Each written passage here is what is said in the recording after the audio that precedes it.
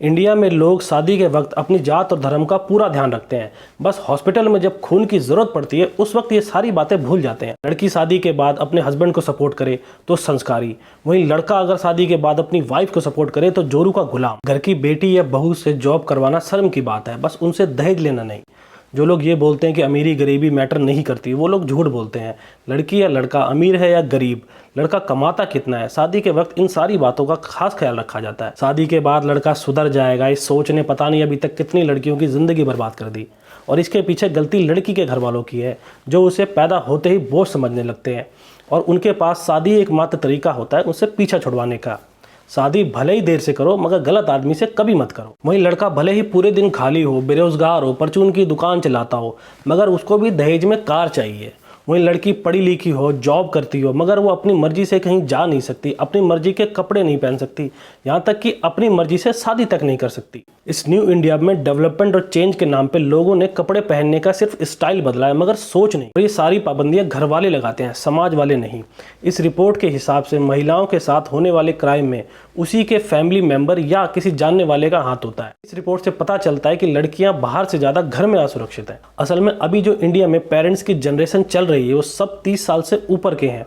ये सारे पुराने विचारों वाले हैं। इनके पेरेंट्स ने इनको जो दुनिया के बारे में बताया है, समाज के बारे में बताया, ये वही सोच अपने आज की जनरेशन के बच्चों पे थोप रहे हैं। पराई जात का, हमारी जात का, लड़कों को छोड़ के लड़कियों पे पाबंदी लगाना, ये सारी बातें बच्चा स्कूल से कभी नहीं सीखता, घर से या फिर इंटरनेट से सीखता है। जो इंसान किलो 2 किलो आटा उधार लेके आता है उसका वंश भी खतरे में है। अगर लड़का पैदा नहीं हुआ तो उसको भी अपना वंश आगे बढ़ाने के लिए लड़का चाहिए। अब पता नहीं कौन सा वंश। शादी के बाद हर फैमिली को पहली संतान लड़का ही चाहिए। लड़कियां तो पराया धन होती हैं। ये बात बोल बोल के घर के राजा बाबू के दिमाग में ये बात अच्छे से बिठा दी जाती है कि सारी संपत्ति का मालिक वही है।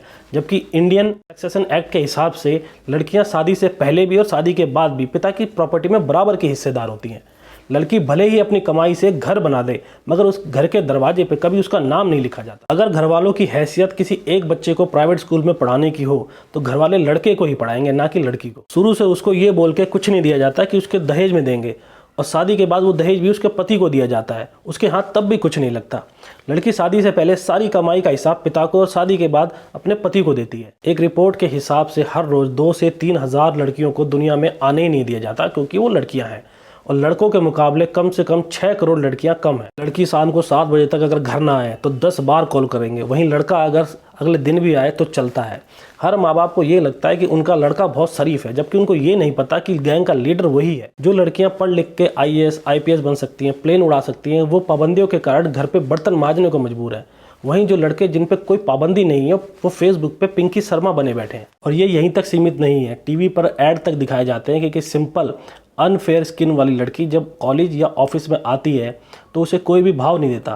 फिर उसके बाद उसकी फ्रेंड उसको किसी क्रीम के बारे में बताती है और अगले दिन जब वो वापस ऑफिस या कॉलेज में आती है तो हर कोई उसको स्पेशल अटेंशन देने लगता है। इस तरह की ऐड सीधा सीधा ये मैसेज देती हैं कि लड़कियों का गोरा और सुंदर होना ज़्यादा जरूरी है बजाय टैलेंटेड होने के। दुनिया की सबसे बड़ी डेमोक्रेसी होने के बावजूद भी इंडिया में 48% महिलाएं सिर्फ 5वीं क्लास तक पढ़ी हैं।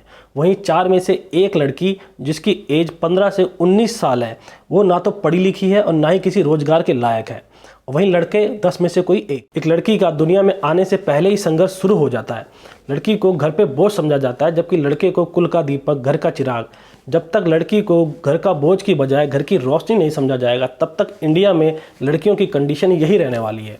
और नई सोच की जनरेशन को इंडिया में आने में कम से कम 200 साल लगेंगे।